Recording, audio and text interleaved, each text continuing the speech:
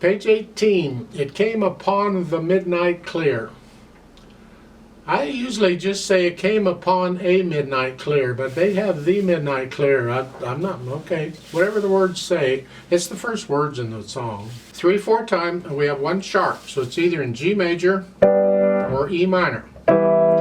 Well, let's look at the end. The last couple measures at the bottom of page 19, and we're here. That's a G major chord, so I'm going to guess this is in G major. Going to take it one hand at a time, and we have a pickup beat, so we come in on beat 3. And we're not in a 5-finger position. This 5-finger position thing's going away. Anything goes pretty much. What we do try and do is we have the hands in a position where we can cover as many notes as we can without having to move the hands around, basically. I mean, there's other guidelines for fingering besides that, but let's go with that for now.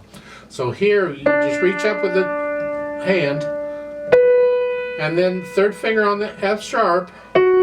Really, your hand's here, you're just reaching up with the little finger. Here, and then the little finger again. 1, 2.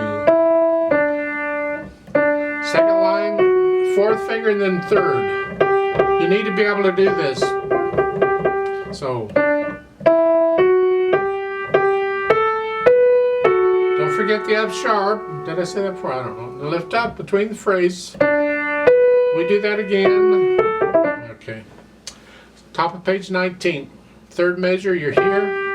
That's tied, and then left. It's the end of a phrase to go. And then the left hand takes the melody, and the right hand comes back in on the next line. Here. Phrase. Now, third finger on the F sharp. We just changed hand position again. This is another way we do it. And then lift up, and this the same as it was at the beginning. Not too bad. Left hand. You're starting out here. So with little finger, and these are dotted half notes. Just hold them down. Now we get one that's tied. So you get to hold that down for a long time, and then there's a rest. And lift up, and that gives you a chance to move. We need third finger on the C. C sharp and D. And then there's another rest, and then top of page 19. Here, third thumb. There's a rest right before, so you had time to move. Here, and then reach down, little finger, and then 2 and 1. Then you get some rest, and then the left hand gets the melody. Hey, fourth finger, C sharp, D sharp, and then the right hand gets the melody back. It's selfish. It won't let the left hand have it for very long. But the left hand got the melody for 4 notes, and it's happy. So, okay, we'll go on. Then the left hand comes back down for the A, and then the D F sharp, then another rest, which gives you time to move up, and then you get the rest of it. Let's put the hands together and see what happens. Slowly, it's here, here, 2. Lift up.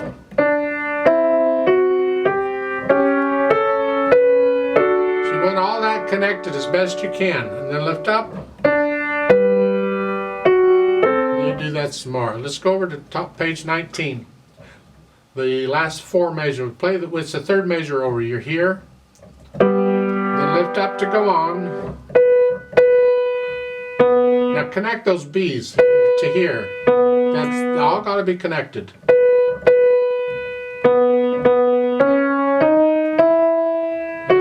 Be balanced out so it sounds like one hand played the whole thing, so we may have to practice that.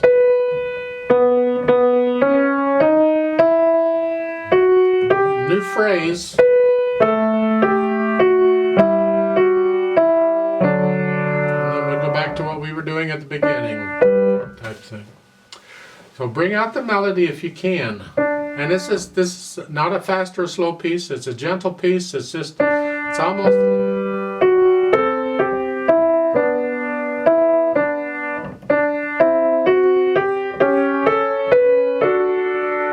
put in crescendos and decrescendos. The idea with dynamics is when they give you dynamics and arrangements like this, they're only suggestions.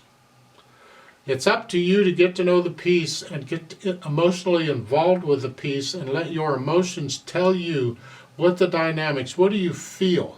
It's like in the second line on page 18 here. I crescendo. I want a crescendo as I go up there. And then I come back down.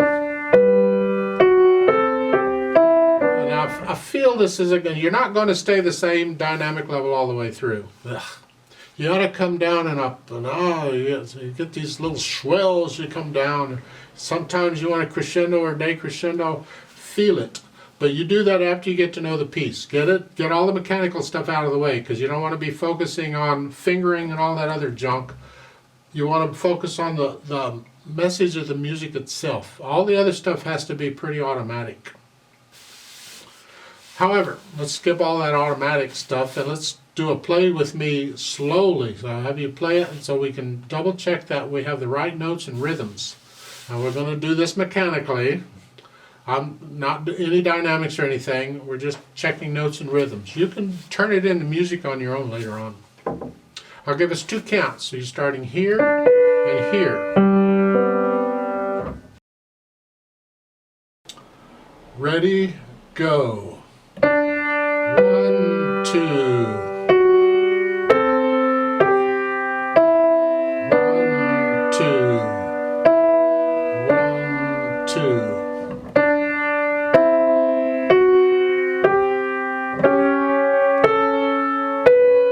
1, 2, 3, tie, 2. 2.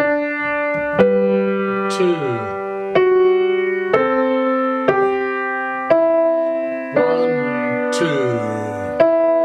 1, 2. 2. 1, 2, 3, tie, 2. 1, 2.